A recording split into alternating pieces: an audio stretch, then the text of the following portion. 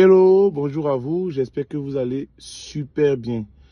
Comment acheter sa première action en bourse? Tu as entendu parler de la bourse et tu veux aussi, toi aussi, acheter des actions. Ça peut être CIE, Sodeci, Orange, SGBCI, Ecobank, etc. Et tu veux acheter les actions, mais tu ne connais pas les différentes étapes. Alors, reste tranquille jusqu'à la fin de cette vidéo et surtout, enregistre cette vidéo pour pouvoir voir les différentes étapes.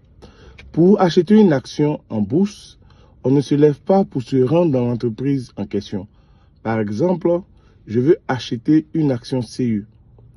Je ne vais pas à l'entreprise CIE et dire que je veux acheter une action. Non. Il me faut premièrement ouvrir un compte d'investissement. Ce qu'on appelle le compte titre. Donc vous pouvez écrire un commentaire, compte titre. Titre c'est T-I-T-R-E. Pour ouvrir ce compte-là, je ne vais pas aussi vers les banques. Ok? La loi ou la réglementation boursière a mis en place des structures, des établissements financiers qui sont peut-être semblables aux banques, mais qui ne sont pas des banques. Donc, ce sont des établissements financiers dans lesquels on se rend. Et ces établissements financiers-là, on les appelle SGI, Société de gestion et d'intermédiation. Mais ça, c'est un gros français. Donc, il te faut passer par un intermédiaire et pas n'importe quel intermédiaire.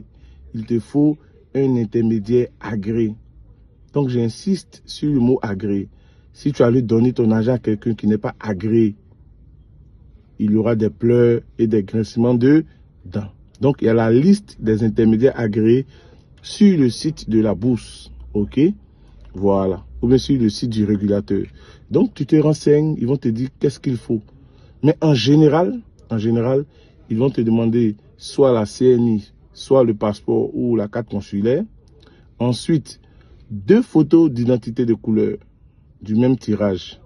Et puis, troisièmement, ils vont te demander de justifier ton domicile. Si tu es en Côte d'Ivoire, tu peux prendre une facture CIE ou Sodeci qui porte ton nom.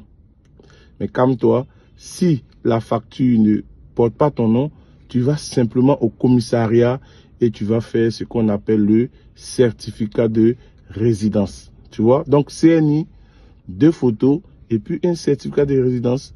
Si tu prends ta facture d'eau ou d'électricité, alors ça doit être la dernière facture, moins de 3 mois, la dernière facture. Avec ces éléments-là, tu peux te rendre dans leur bureau, tu vas dans leur bureau pour remplir les documents qu'il faut ou les contacter en ligne et vous allez échanger par, comment dirais-je, par mail. D'accord?